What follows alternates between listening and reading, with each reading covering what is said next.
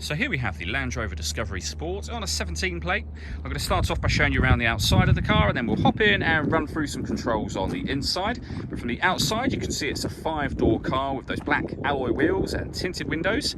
Let's start off inside the boot and then we'll work our way around the rest of the car from there.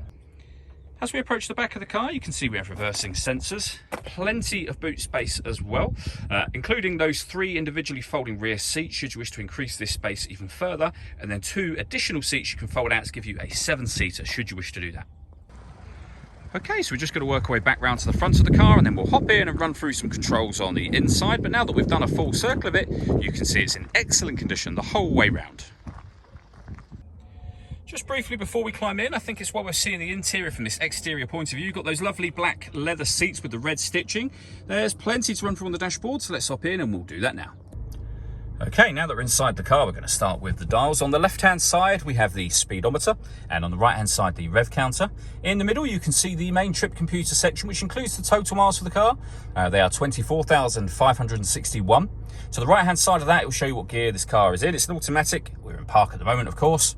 And then above that, we have the fuel gauge, the coolant temperature gauge, and at the very top, a digital readout for the speedometer as well. You can change the information that's displayed in that section should you wish to by using buttons on the steering wheel for various different types of menus. And those buttons are just here. We also have our phone controls over that side as well. And over on the right-hand side, we have got cruise control with speed limiter. We've also got a heated steering wheel, which you can turn on and off from there as well. Over in the centre, we then have the touch screen for the car. So you can press the home button to take you to this screen. And then you'll see from on there that you have a few basic options. So you've got your audio, your media up in the top left-hand corner, climate control, pairing your phone, and then the satellite navigation in the bottom right-hand side. A really nice, easy system to use, full colour display, as you can see. If you press the home button, that's where you'll pair your phone, as I mentioned. Just follow the instructions on screen. We're not going to pair a device for now, of course. And then when it comes to media, we have a number of ways we can listen to music in this car. If you hit source, you'll see those listed there. So we have DAB, FM and AM radio, auxiliary input as well. So you can select any of those that you like. Once you've paired your phone, you can also stream your music wirelessly via Bluetooth audio as well. You can enter the climate control menu up here should you wish to, but there are also manual controls for that directly below it here. So you can adjust the passenger temperature, driver temperature. You can increase and decrease the fan speed. You can determine what direction you'd like the air to be distributed in with this button just here. When you're happy with those settings, you can turn your air conditioning on, and it's on when that light shows. Same button again will turn it off, or hit auto. When you do that, the car will maintain these temperatures for you by taking full control of the fan speed, and you can hear it doing that in the background, and the direction of the air as well. Any manual adjustment will override auto straight away again. We have a heated driver's seat.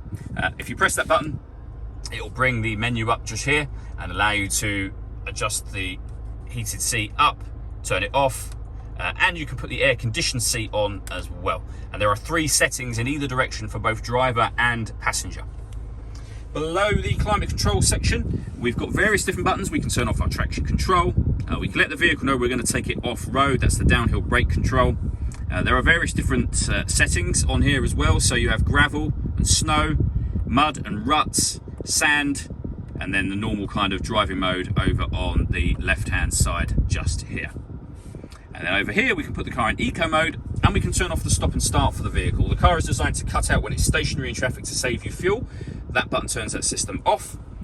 And then we have the dial for the automatic gearbox. So we're in park at the moment. You can turn it to any one of these settings you want. Obviously drive will be your main one, and you've got sport mode over on that side as well. The last thing I wanted to run through is the panoramic glass roof. There's a button up here that will open up the sun blind, and that will open all the way to the back of the rear seats. And as you can see, that lets in a huge amount of extra light to the cabin area. All that leaves me to say is thank you for taking the time to watch this video. If you'd like to come and see the car in person and have a test drive, please feel free to give us a call here at West Horsley Motors. We'd love to hear from you soon.